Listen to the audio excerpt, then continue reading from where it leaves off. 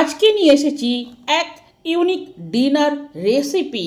রোজ রোজ রুটি তরকারি ছাড়া আলু আটা আর চিড়ে দিয়েই ইউনিক ডিনার রেসিপি, যা সস বা চাটনি সহযোগে অনায়াসে খাওয়া যাবে। নমস্কার আমার প্রিয় বন্ধুরা, আশা করি আপনারা সকলে ভালো আছেন আর সুস্থ আছেন। বাসন্তীর রান্নাঘরে আপনাদের সবাইকে সুস্বাগত।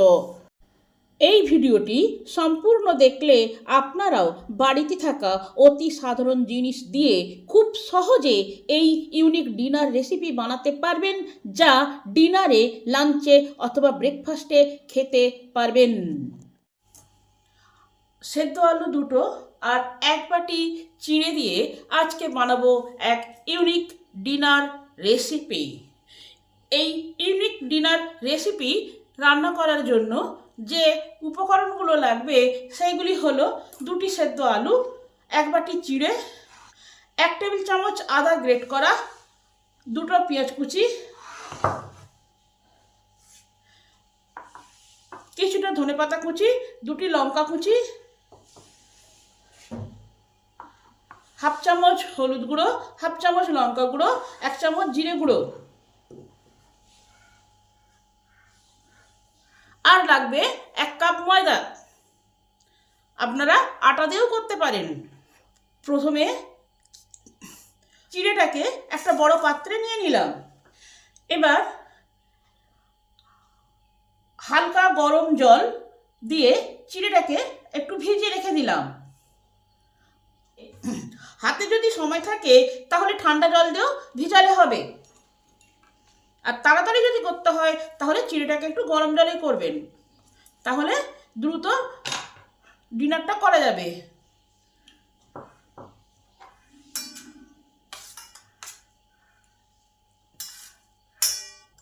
এবার একটু হাত দিয়ে মেখে নেবেন যাতে চিড়েটা নরম হয়ে যায়। গরম জল দেওয়ার ফলে চিড়েটা দ্রুত নরম হয়ে গেছে। দেখেন কত সুন্দর আমার মাখানো হয়ে গেছে চিড়েটা। এবার আলুগুলোকে একটু গ্রেট করে নেবেন যাতে লাম্পস না থাকে, সেই জন্যই গ্রেট করা, নাহলে হাতে করেও মিহি করে ম্যাশ করে দিতে পারেন। আলুগুলো আমার ম্যাশ হয়ে গেছে।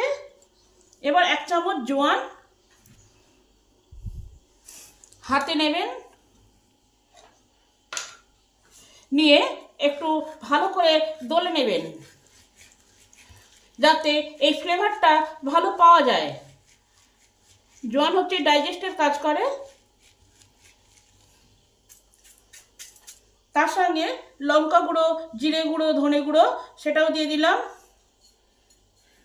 ধনেপাতা কুচি আর লঙ্কা কুচি ওটা দিয়ে দিলাম, আদা আর পেঁয়াজ সেটাও দিলাম,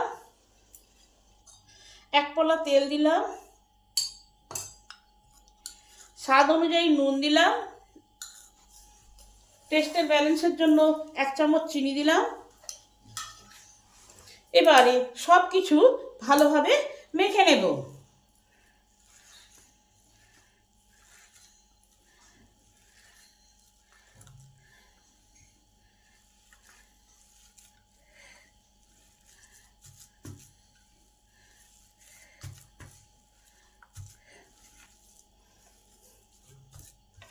এটা ভালো করে মাখা হয়ে গেছে। এবার এর সঙ্গে ময়দাটা আস্তে আস্তে দিয়ে দেব।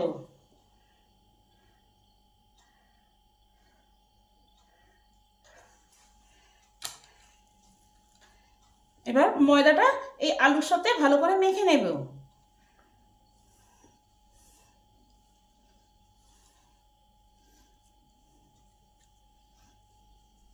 আরও 1 কাপ ময়দা দিলাম, মোট 2 কাপ ময়দা। সামান্য একটু জল দিলাম। এবার রুটির মতন একটা ডো করে নেব।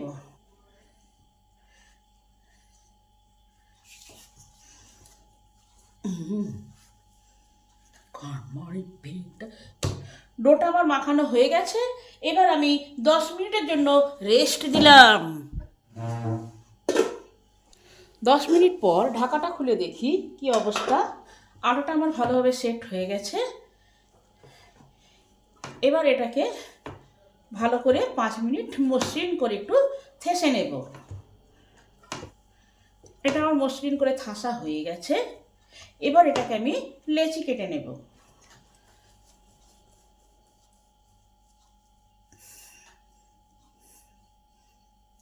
একটু মোটা মোটা করে করব, আপনারা আপনাদের দরকার মতন করবেন।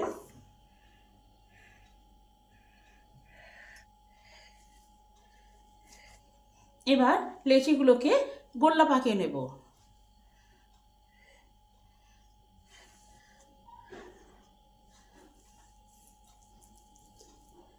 সমস্ত আমার গোল্লা পাকানো হয়ে গেছে।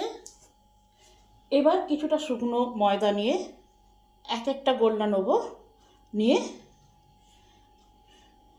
বেলে নেব।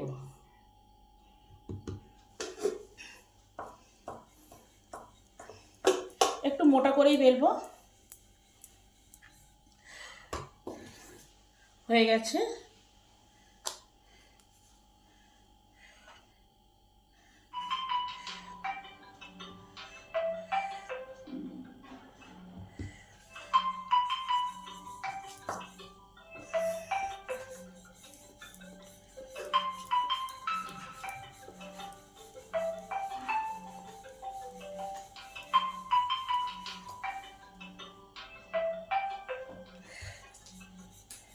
কিসের বাজে?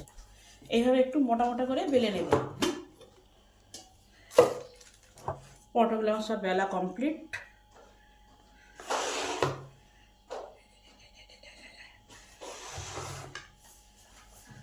পরোটা ভাজার জন্য প্যান বসিয়েছি, হালকা করে তেল দিলাম যাতে পরোটাগুলো না প্যানে ছিটে যায়।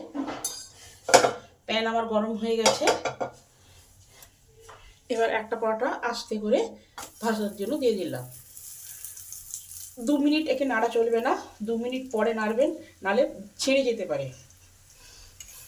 গ্যাসটা মিডিয়াম হিটে আছে। পরোটাগুলো দারুণ সুন্দর গন্ধ বেরিয়েছে। একে এমনি খাওয়া যাবে সস দিয়েই, আর কিছুই লাগবে না। হাতে যদি সময় না থাকে তখন ঝটপট করে এই ডিনারটা করে ফেলতে পারেন, যখন রান্না করতে ভালো লাগবে না। 2 মিনিট হয়ে গেছে। এবারে উল্টে দিই।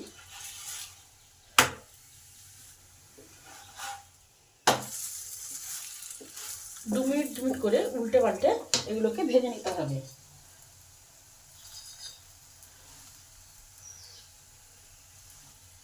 পুর ভরার ঝামেলা ছাড়া এইভাবেই আপনারা বাড়িতে আলুর পরোটা বানিয়ে খেয়ে দেখতে পারেন। পরোটাগুলো আমার ভাজা হয়ে গেছে। এবার নামিয়ে নেব। এইভাবে সমস্ত পরোটাগুলো ভেজে নেব। আরও একটা দিয়ে দিলাম।